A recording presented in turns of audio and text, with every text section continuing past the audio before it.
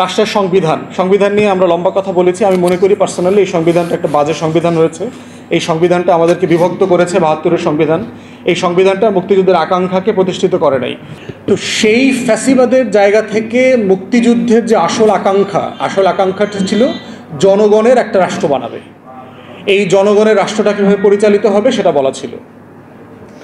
তৃতীয় কথা হচ্ছে, একটা বিতর্ক হচ্ছে যে এই ফাউন্ডিং ফাদার্স কারা, জাতির জনক অথবা জনকেরা কারা। আমি ব্যক্তিগতভাবে মনে করি এবং আমাদের দলের পজিশন হচ্ছে যে আমরা আমেরিকান মডেলে জাতির প্রতিষ্ঠাতাদের একটা গ্রুপ কন্ট্রিবিউশনকে দিতে চাই। একজন ব্যক্তির নেতৃত্বে পৃথিবীতে যুদ্ধ হয় না, কখনো হয় নাই। একজন ব্যক্তি একটা দেশ স্বাধীন করে না, করতে পারে না। একটা গ্রুপ অফ পিপল লাগে, সবাইকে নিয়ে একটা রাষ্ট্র তৈরি করতে হয়, যুদ্ধ করতে হয়, লড়াই করতে হয়। এই জন্য আমেরিকাতে যেটা আছে 49-50 জনকে তারা স্বাধীনতার ঘোষক অথবা প্রতিষ্ঠাতা বলেন, ফাউন্ডিং ফাদার্স বলেন। আমরা মনে করি যে বাংলাদেশে কোনো একজন ব্যক্তিকে কেন্দ্র করে যুদ্ধের অবদান তুলে দেবার চেষ্টা করলে এটা জাতিকে বিভক্ত করবে।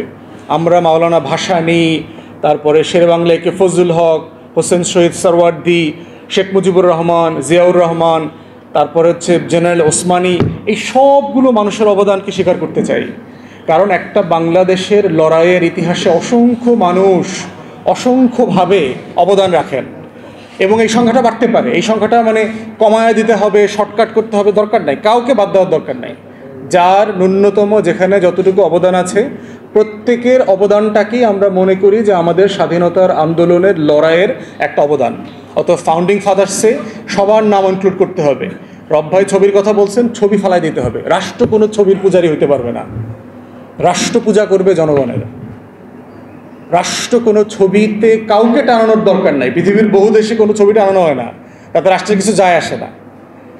অতএব আপনি এখন টানাবেন, এরপর আওয়ামী লীগ এসে ওইটা আবার ফেলে আবার শেখ মুজিবরে হাসিনারে ওইখানে বসাবে, এরপর আর এক দল আসবে, সে এসে আবার তারে বসাবে। এই ছবি টানা নেওয়া ভাঙ্গাচুরা ফালায় দেন, পুরোটা ফালায় দেন। কারো ছবি টানানো যাবে না। কোনো রাজনৈতিক দলের নেতা কর্মীদের মূর্তি বানানো, এইখানে সেখানে মুরাল বানানো, কিছু হবে না। এবং এইটা করে দিতে হবে, জীবিত অবস্থায় কোনো রাজনৈতিক নেতার নামে বাংলাদেশে কোনো প্রতিষ্ঠান হতে পারবে না, কোনো প্রতিষ্ঠান হতে পারবে না। মইরা গেলে যদি তারপরে মানুষজন মনে করে যে না, লোকটা ভালো ছিল, একটা স্কুল বানাই, একটা কলেজের নাম দেই, সেটা হইতে পারে। তাহলে এই ব্যক্তি পূজা থেকে আমাদের রাজনীতিকে বের করে নিয়ে আসতে হবে। এই রাজনীতি নষ্ট হওয়ার একটা বড় জায়গা হচ্ছে ব্যক্তি পূজা। আমরা ব্যক্তির অবদান স্মরণ করব, কিন্তু ব্যক্তিকে পূজা করব না। কোনো ব্যক্তির পূজা করা যাবে না। সব ব্যক্তির অবদানকে নিয়ে সামনের বাংলাদেশটাকে এগিয়ে নিয়ে যেতে হবে। এরপরে আরেকটা বিতর্ক হচ্ছে যে রাষ্ট্রের সংবিধান নিয়ে আমরা লম্বা কথা বলেছি। আমি মনে করি পার্সোনালি এই সংবিধানটা একটা বাজে সংবিধান হয়েছে। এই সংবিধানটা আমাদেরকে বিভক্ত করেছে। ৭২-এর সংবিধান, এই সংবিধানটা মুক্তিযুদ্ধের আকাঙ্ক্ষাকে প্রতিষ্ঠিত করে নাই।